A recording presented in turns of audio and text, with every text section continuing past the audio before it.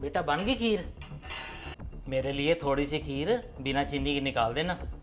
अरे पापा, आपकी पत्नी का ही श्राद्ध कर रही हूँ, मरने के बाद भी उनको खीर खिला रही हूँ, और आप इतने नखरे दिखा रहे हो। जो बन रहा है ना चुपचाप खा लेना। पापा अब मम्मी तो है नहीं जो आपके लिए तरह तरह के पकवान बना के खिलाती रहे आपको। श्राद्ध करना पता है कितना मुश्किल होता है। ज्योति बेचारी सुबह से लगी हुई है।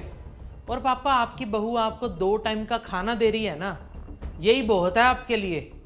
पर बेटा मैंने तो बहू को पहले से ही बोला हुआ है, घर में कभी कोई मीठी चीज़ बनाए ना मेरे लिए बिना चीनी के निकाल दिया करे। आज तेरी माँ का श्राद्ध है तो घर में खीर तो बन ही रही है। मैं वही बहू को याद करवा रहा था कि मेरे लिए बिना चीनी की निकाल देना, क्यों शुगर वाली मैं खा ही नहीं सकता, मुझे खुद शुगर है बेटा। अरे क्या क्या याद रखेगी बेचारी, पहले ही पता है कितना काम होता है श्राद्ध का पापा। खाना बनाना, पंडितों को खिलाना, अब ऊपर से आप अपनी पसंद नापसंद बताने लग जाओ। अरे तंग आ जाएगी बेचारी, क्यों परेशान कर रहे हो उसे। ठीक है बेटा। अरे बन गई ज्योति खीर? हाँ जी।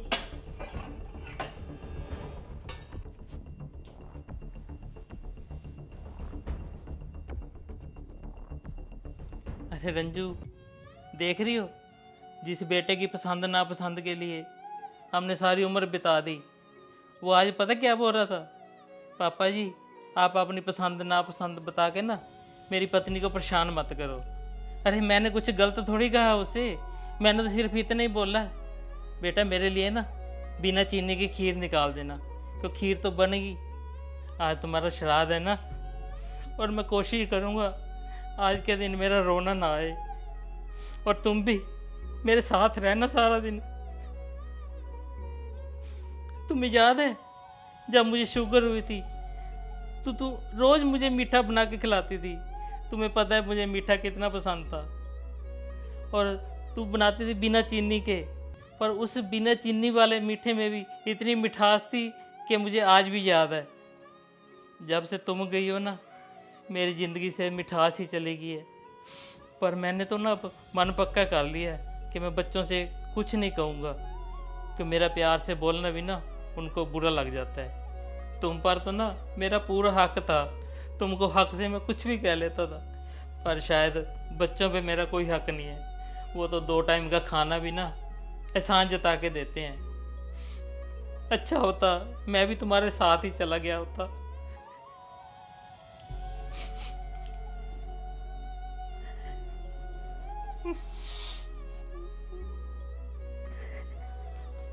पापा जी। हाँ बेटा आ गई तो। पापा आप मम्मी को याद करके रो रहे हो? आपको भाभी ने फिर किसी चीज के लिए मना किया है? मम्मी तो इस दुनिया से चले गए, और उनके लिए भाभी तरह तरह के पकवान बना रहे हैं, खीर बना रहे हैं। पापा मुझे एक बात नहीं समझ में आती कि श्राद्ध में पंडितों को खाना खिलाने से मरने वाले को तृप्ति मिलती है, या फिर जीते जी इंसान को अच्छा खाना खिलाने से तृप्ति मिलती है। हाँ बेटा, यही बात तो लोग समझते नहीं कि अपने माँ बाप को जीते जी अच्छा खाना खिला के संतुष्ट करें, ना कि मरने के बाद उनकी पसंद का खाना पंडितों को खिला के बोलते हैं उनकी आत्मा को तृप्त कर रहे हैं। और बेटा तू हमेशा एक बात कहती है ना कि यदि भाभी तंग करे तो पापा आप मेरे साथ चलना। ठीक है बेटा, मैं आज से तुम्हारे साथ चलता हूँ और तुम्हारे पास ही रहूँगा, पर एक बात का ध्यान रखना बेटा, मेरे खाने पीने का ध्यान जीते जी रखना। हाँ पापा, आप चलो पापा मेरे साथ।